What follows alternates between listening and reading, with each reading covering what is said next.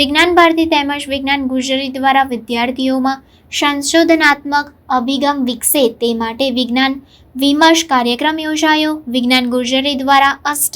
step forwarding in tree city into knowledge hub અંતર્ગત નાઈ અમદાવાદ ખાતે તારીખ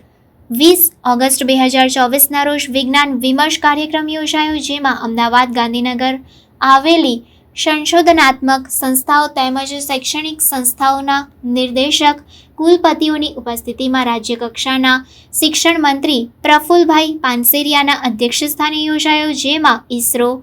PRL, નાઈપર, NIF, GBRC,